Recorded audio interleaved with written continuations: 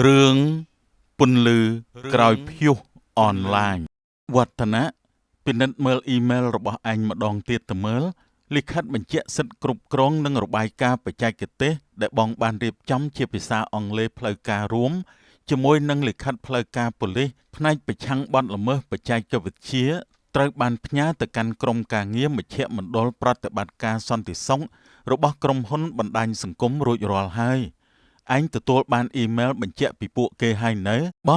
ងថ្វងមកហើយបងក្រុមការងារសុផាតប្រចាំតំបន់អាស៊ីប៉ាស៊ីហ្វិកបានផ្ញើសារតបមកវិញហើយគេថា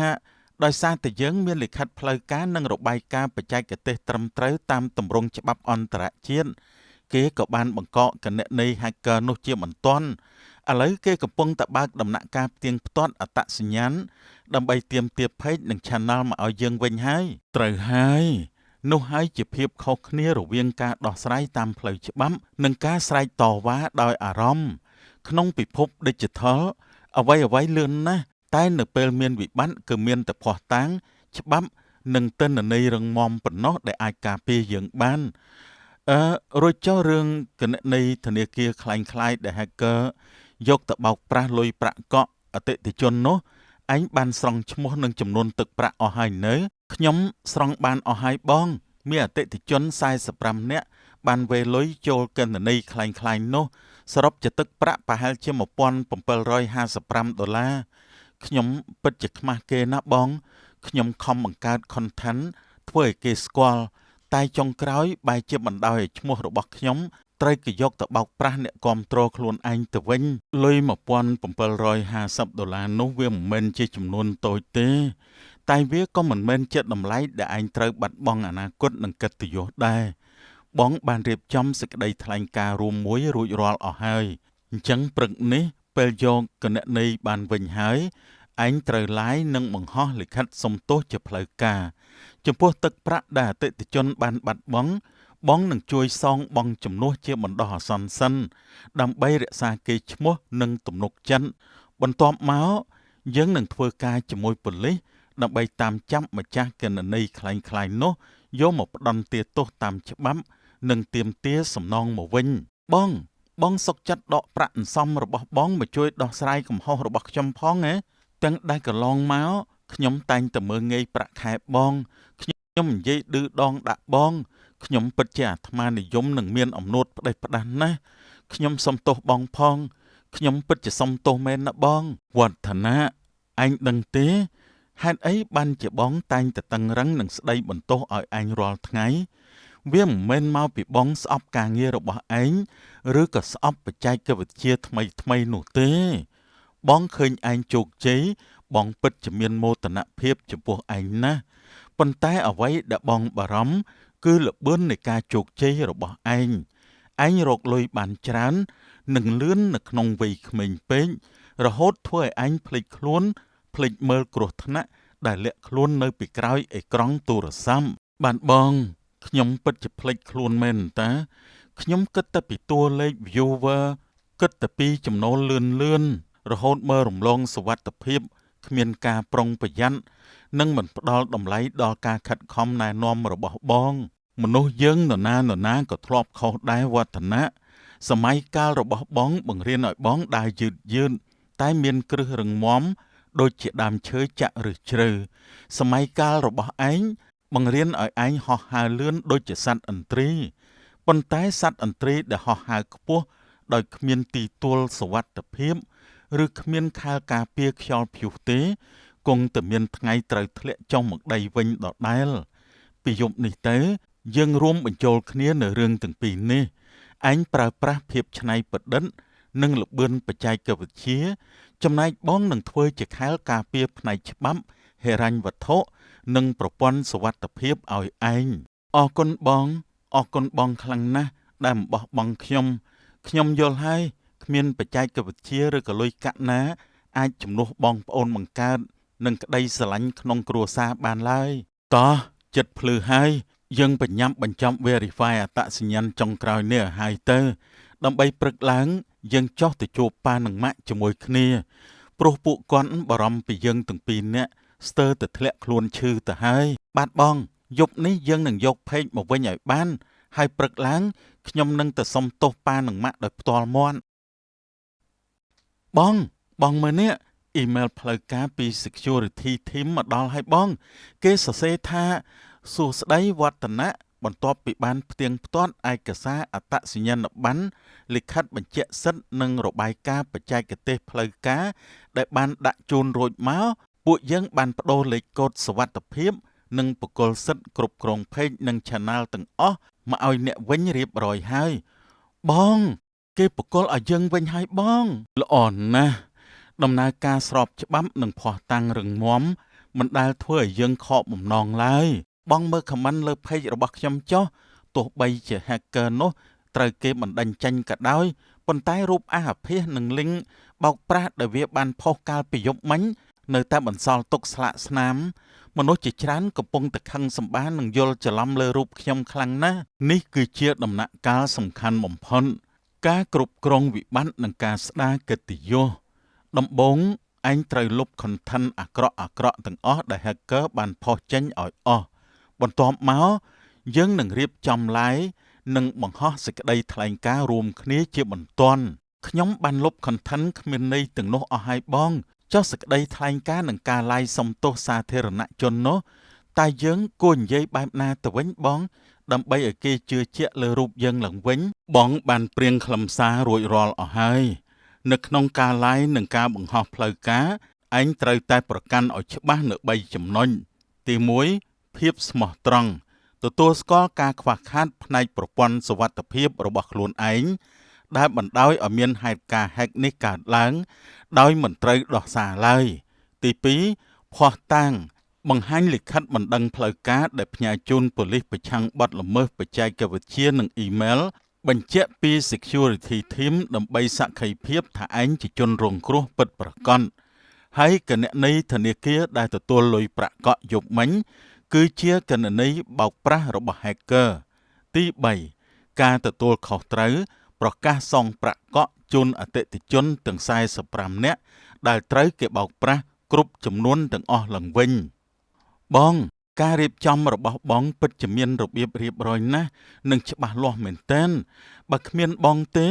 ម្លេះសំពេលនេះខ្ញុំអង្គុយឡាយជជែកតវ៉ាដោយអារម្មណ៍នឹងធ្វើឲ្យរឿងរ៉ាវកាន់តែវឹកវរមិនខានទេតោះរៀបចំប្រព័ន្ធកាមេរ៉ារបស់ឯងទៅយើងនឹងថតវីដេអូបំភ្លឺនិងឡាយរួមគ្នានៅក្នុងពេលនេះបងនឹងឈរនៅក្បែរឯង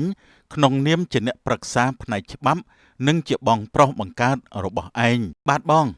1 2 3កាមេរ៉ាចាប់ផ្ដើមជំរាបសួរប្រិយមិត្តនិងអតិថិជនទាំងអស់គ្នាខ្ញុំបានវឌ្ឍនៈ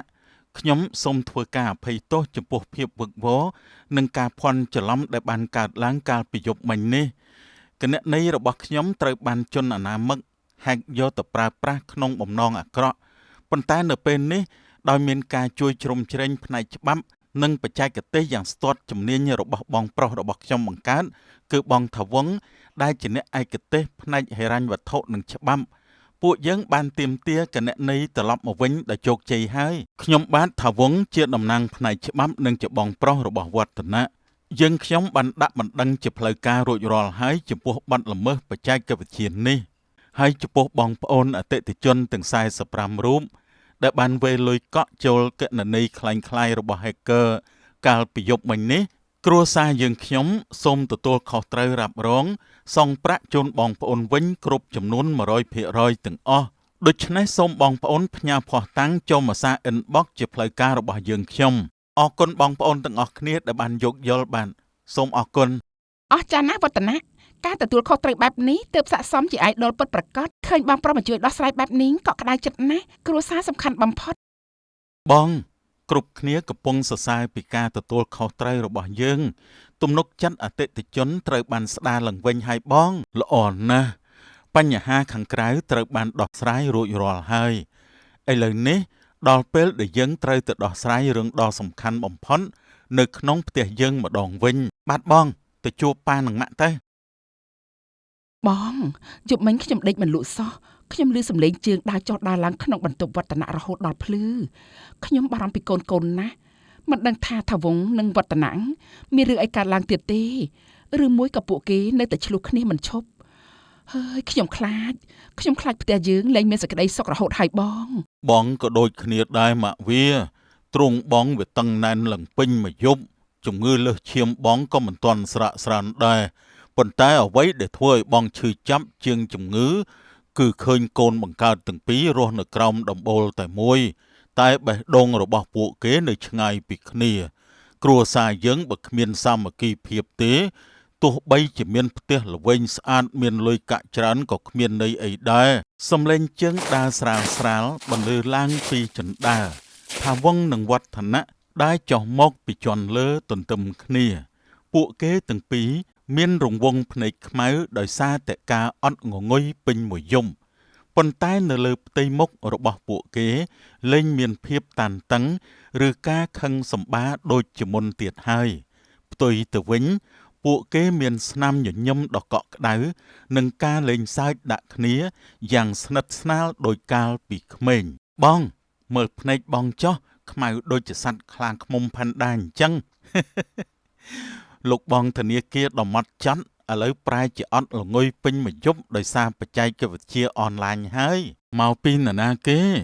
បើប្រហែសតែបន្តិចក្មេងស្ទាវចិនស៊ីចិត្តធ្លាក់ខ្លួនបាក់មុខដោយសារប្រព័ន្ធបច្ចេកវិទ្យានឹងហើយណាតែយ៉ាងណាក៏ត្រូវទទួលស្គាល់ដែរថាឯងប្រកែខាងបច្ចេកវិទ្យាពិតមែនឪពុកនិងម្ដាយសម្លឹងមើលទិដ្ឋភាពជជែកគ្នារបស់កូនទាំងពីរទាំងបើកភ្នែកធំដោយភាពភ្ញាក់ផ្អើលជាខ្លាំងកូនទាំងពីរតើមានរឿងអីកើតឡើងមែនទេកាលពីយប់មិញហេតុអីបានជាកូនទាំងពីរដើរចុះមកជាមួយគ្នាហើយញញឹមដាក់គ្នាជជែកគ្នាលេងបែបនេះថាវងវឌ្ឍនៈប្រាប់ប៉ាម៉ាក់ឲ្យត្រង់មកមើលតើយប់មិញមានរឿងអីកើតឡើងតើពួកឯងប្រកែកគ្នារហូតទល់ភ្លឺឬក៏យ៉ាងម៉េច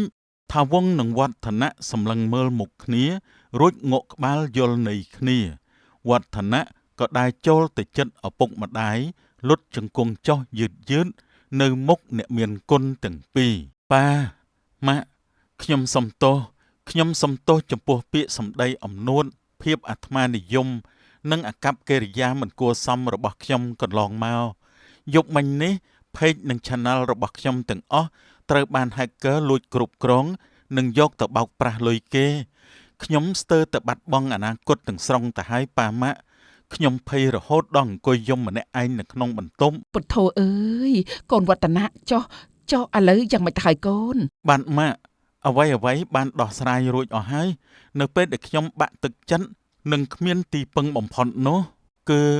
គឺបងថវងបានជួយដោះស្រាយបញ្ហាឲ្យខ្ញុំពេញមួយយប់ប៉ាម៉ាក់ខ្ញុំក៏សុំទោសអ្នកទាំងពីរដែរខ្ញុំសុំទោសដែលកន្លងមកខ្ញុំរឹងរូសអាត្មានិយមមានគំនិតចង្អៀតចង្អល់និងមិនព្រមបើកចិត្តទទួលយកពិភពលោកថ្មីរបស់វឌ្ឍនៈខ្ញុំតែងតែស្ដីបន្ទោសនិងមើលងាយការងាររបស់ប្អូនដោយសារតែភាពអំនួតរៀងខ្លួនតែយប់មិញនេះខ្ញុំបានយល់ច្បាស់ហើយថាវឌ្ឍនៈមានសមត្ថភាពនិងភាពច្នៃប្រឌិតខ្ពស់ណាស់គ្រាន់តែគេខ្វះការការពារនិងបទពិសោធន៍ផ្នែកច្បាប់តែប៉ុណ្ណោះបងខ្ញុំអរគុណបងខ្លាំងណាស់ខ្ញុំដឹងហើយថាបទពិសោធន៍ភាពម៉ត់ចត់និងការប្រុងប្រយ័ត្នគឺជាខែលការពារដ៏រឹងមាំបំផុតសម្រាប់ជីវិតខ្ញុំបើគ្មានបងទេម្លេះសំពេលនេះខ្ញុំត្រូវគេប្តឹងជាប់គុកឬក៏បាត់បង់អនាគតបាត់ទៅហើយឯងគឺជាប្អូនបង្កើតរបស់បងទោះបីជាបងមិនចូលចិត្តរបៀបរកលុយរបស់ឯងកន្លងមកតែបងមិនដែលស្អប់ឯងទេពីថ្ងៃនេះទៅយើងនឹងដើរទន្ទឹមគ្នាឯងប្រើល្បឿននិងបច្ចេកវិទ្យាចំណែកបងនឹងធ្វើជាខែលការពារផ្នែកច្បាប់និងសុវត្ថិភាពឲ្យឯងទិដ្ឋភាពនៃការយល់ចិត្តនិងការសម្របសម្រួលគ្នាយ៉ាងកក់ក្ដៅរវាងបងប្អូនទាំងពីរបានធ្វើឲ្យឪពុកនិងអ្នកម្ដាយរំភើបញាប់ញ័រទឹកភ្នែកនៃក្តីអបអរសាទរនិងក្តីរំភើបបានហូរស្រក់សាមថ្ពាល់អ្នកម្ដាយខណៈឪពុកលើកដៃរឹតទ្រង់ខ្លួនឯងប៉ុន្តែលើកនេះទឹកមុខរបស់គាត់ប្រែជាស្រស់ថ្លានិងមានស្នាមញញឹមយ៉ាងមានសេចក្តីសុងអរគុណកូនទាំងពីរណាស់អរគុណដែលកូនបានយល់ពីតម្លៃនៃចំណងឈាមនិងគ្រួសារទាំងអស់គ្នាមើលចុះ ជំងឺលើសឈាមរបស់ប៉ាឥឡូវនេះវាបានធូរស្បើយអស់ហើយគ្មានថ្នាំពេទ្យណាឬក៏លុយកាក់ណាស័ក្តិសិទ្ធិជាងភាពសាមគ្គីនិងការចោះសម្រុងគ្នារបស់កូននោះឡើយប៉ាម៉ាក់តាំងពីយប់មកពួកខ្ញុំមិនទាន់បានញ៉ាំអីទាល់តែសោះតែយើងអាចញ៉ាំបាយនិងបបរក្តៅជុំគ្នាបានទេនៅព្រឹកនេះត្រូវហើយម៉ាក់យប់មិញធ្វើការពេញមួយយប់ពោះខ្ញុំកោស្រែកឃ្លានខ្លាំងណាស់ព្រឹកនេះគ្មានអីវ៉ាន់អនឡាញគ្មានទូរស័ព្ទដៃទេមានតែការញ៉ាំបាយជុំគ្នាជាមួយគ្រួសារយើង ចាស់កូនមកអង្គុយចុះទាំងអស់គ្នាមកម្ដាយនឹងដួសបបរក្តៅឲ្យកូនញ៉ាំតុអាហារគ្រួសារយើងបានត្រឡប់មកមានស្នាមញញឹមនិងក្តីសុខវិញហើយ គ្រួសារទាំង4នាក់អង្គុយជុំគ្នានៅជុំវិញតុអាហារសំឡេងសើចសប្បាយការនិយាយឆ្លើយឆ្លងនិងស្នាមញញឹមដ៏ស្មោះត្រង់បានគ្របដណ្ដប់ពេញផ្ទះបរិយាកាសតានតឹងនៃសង្គ្រាមត្រជាក់ត្រូវបានជំនួសមកវិញដោយពន្លឺនៃភាពសាមគ្គីនិងក្តីស្រឡាញ់ដ៏រឹងមាំនៃគ្រួសារក្នុងសម័យកាលទំនើបកម្មគម្លាតជំនាន់និងការខុសគ្នានៃការកិនអាចបង្កើតជាជញ្ជាំងបំបែកសុភមង្គលគ្រួសារបានប៉ុន្តែគ្មានបច្ចេកវិទ្យានិងគ្មានលុយកាក់ឯណាអាចជំនួសឲ្យតម្លៃនៃសេចក្តីស្រឡាញ់ក្នុងគ្រួសារបានឡើយការបើកចិត្តទូលាយទទួលយកគ្នាការគោរពតម្លៃការងារគ្នាទៅវិញទៅមកនិងភាពកតញ្ញូនឹងធ្វើឲ្យឪពុកម្ដាយមានសេចក្តីសុខនិងស្នាមញញឹមក្នុងជីវិត